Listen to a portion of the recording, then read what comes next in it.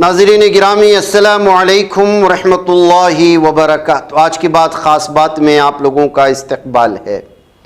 ناظرین گرامی، میں انصار عزیز ندوی اس وقت آپ لوگوں کے سامنے دن بھر سے آئی ہوئی کچھ اہم ترین خبروں کی تفصیلات لے کر حاضر ہوں۔ تفصیلات میں جانے سے پہلے آپ لوگوں سے جو درخواست ہوتی ہے اس پر توجہ کرنے کی اپیل کروں گا۔ آئیے پہلی خبر کی جانب بڑھتے ہیں۔ تمل ناڈو میں آئندہ سال اسمبلی انتخابات ہونے ہیں۔ اس سلسلے میں سیاسی سرگرمیاں ابھی سے تیز ہوتی دکھائی دے رہی ہیں۔ تمل ناڈو کی سیاست میں قدم رکھ چکے مشہور و معروف اداکار تھلپتی وجے اس انتخاب میں بہت اہم کردار نبھانے والے ہیں۔ ایسا اس لیے کیونکہ ان کی پارٹی تملگا ویتری کزگم کے جمعہ کو اعلان کر دیا ہے کہ پارٹی نے آئندہ اسمبلی انتخابات 2026 میں تھلپتی وجے کے وزیر اعلیٰ کے امیدوار ہوں گے اور اسی کے تحت الیکشنز بھی لڑے جائیں گے۔ پاکستان میں موجود دہشت گردوں کے ٹھکانوں پر ہندوستانی فوج کے ذریعے کی گئی اسٹرائک یعنی آپریشن سندور سے متعلق نئی باتیں لگاتار سامنے آ رہی ہیں۔ بتایا جا رہا ہے کہ آپریشن سندور کے دوران ہندوستان نہ صرف پاکستان سے لڑ رہا تھا بلکہ کسی نہ کسی طرح چین سے بھی نبرد آزما تھا اور ترکیہ کو بھی اس میں شمار کیا جا سکتا ہے۔ اس سلسلے میں ڈپٹی فوجی chief lieutenant general Rahul Amar Singh کا ایک انتہائی اہم بیان سامنے آیا ہے۔ انہوں نے کہا ہے کہ پوری مہم کے دوران ایئر ڈیفنس اور اس کا آپریشن بہت اہم تھا۔ اس بار ہمارے آبادی والے علاقے پر زیادہ توجہ نہیں دی گئی، لیکن اگلی مرتبہ ہمیں اس کے لیے تیار رہنا ہوگا۔ ہمارے پاس ایک سرحد تھی اور 2 مخالف تھے، بلکہ حقیقی معنوں میں 3۔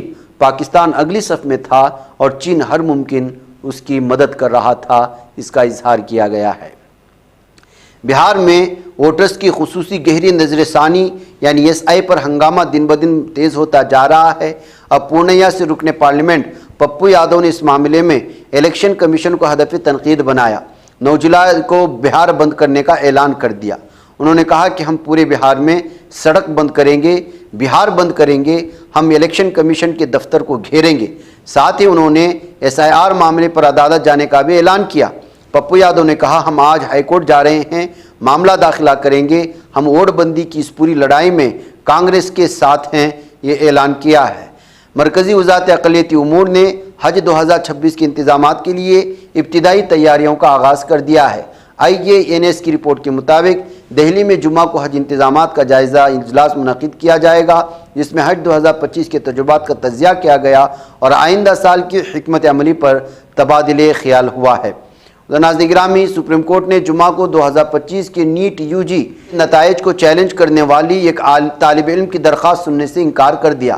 عدالت نے واضح طور پر کہا کہ اس معاملے میں مداخلت پورے ملک کے طلباء کو متاثر کر سکتی ہے، اس لیے محض ایک طالب علم کی شکایت پر ملک گیر امتحان کے نتائج پر اثر ڈالنا مناسب نہیں ہوگا۔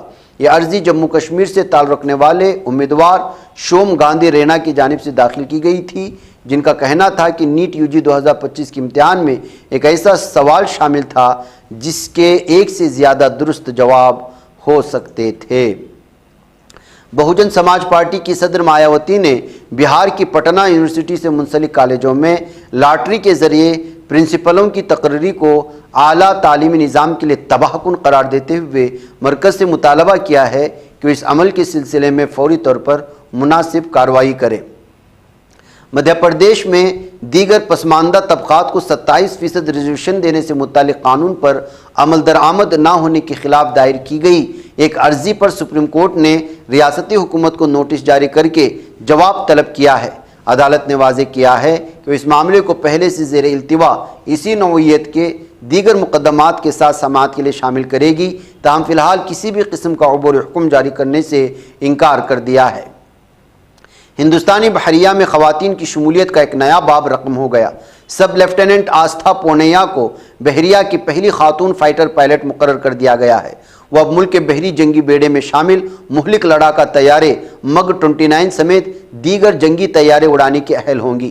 یہ پہلا موقع ہے کہ کسی خاتون کو انڈین نیوی کی فائٹر ایویشن برانچ میں شامل کیا گیا ہے۔ دہلی حکومت نے پرانی گاڑیوں پر ایندھن نہ دینے کے فیصلے کو وقتی طور پر واپس لے لیا ہے۔ حکومت نے فضائی معیار کے کمیشن CAQM کو خط لکھ کر آگاہ کیا کہ ٹیکنیکی مسائل کی وجہ سے اس پابندی کو فی الحال نافذ کرنا ممکن نہیں ہے۔ یہ فیصلہ 15 سال سے زائد پرانی پیٹرول گاڑیوں اور 10 سال سے زائد پرانی ڈیزل گاڑیوں پر لاگو کیا جانا تھا۔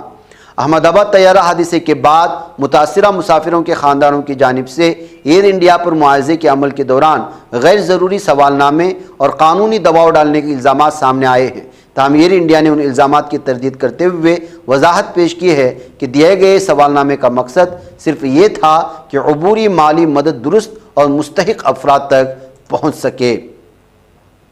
نیو جرسی میں رہنے والے 21 سالہ ایشان شرما کو پرواز کے دوران ساتھی مسافر کو پیٹنے کے الزام میں گرفتار کر لیا گیا ہے۔ یہ واقعہ فلاڈیلفیا سے میامی جانے والی فرنٹیئر ایئر لائنز کی پرواز میں پیش آیا۔ جیسے ہی فلائٹ نے ٹیک آف کیا، ایشان نے بلا وجہ بغل کی سیٹ میں بیٹھے مسافر حملہ کیا۔ میامی انٹرنیشنل ایئرپورٹ پہنچنے کے بعد ایشان کو پولیس نے اپنے تحویل میں لیا۔ اس کے خلاف مار پیٹ کا مقدمہ درج کیا گیا۔ اقوام متحدہ کی ماہر انسانی حقوق فرانچسکا البانیز نے درجنوں بین الاقوامی کمپنیوں سے اپیل کی ہے کہ وہ اسرائیل کے ساتھ کاروباری روابط ختم کریں۔ بصورت دیگر وہ غازہ اور مقبوضہ مغربی کنارے کے ممکنہ جنگی جرائم میں شریک سمجھے جا سکتے ہیں۔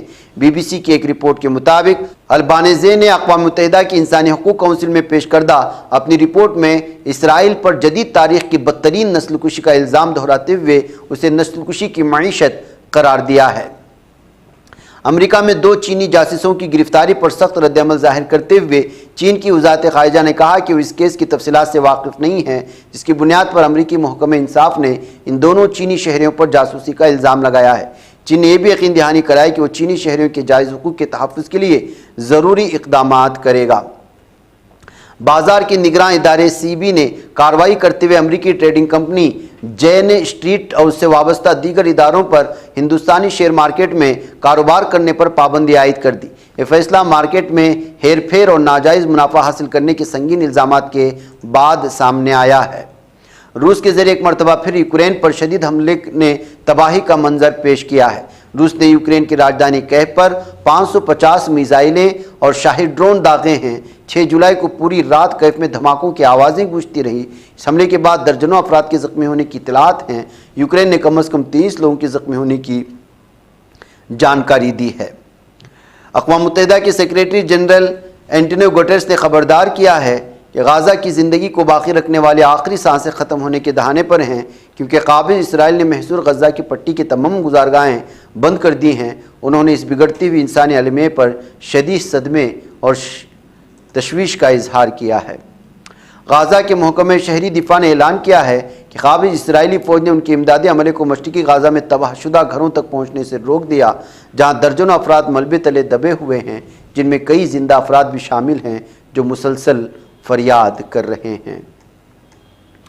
جمعرات کی شام قابض ظالم دہشتگرد صہیونی درندوں کی فوج نے درندگی و دہشت گردی کا مظاہرہ کرتے ہوئے غرب اردن کے شمالی شہر طولکرم کے قریب نور شمس کیمپ کے نزدیک 61 سالہ فلسطینی بزرگ شہری ولید حسن سعد بدیر کو گولیاں مار کر شہید کر دیا ہے۔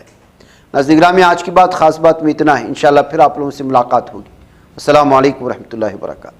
یہ چینل حق نگر بن کر کچل دیتا ہے فتنوں کو، اگر گندی ہو پالیسی تو مرتے دیکھ کتنوں کو، اسی بازار میں بکتے ہوئے دیکھا ہے سپنوں کو، سبھی یکساں ہے یہ پیغام دو غیروں کو اپنوں کو، وطن اہل وطن کا ہے گلے بے خار سی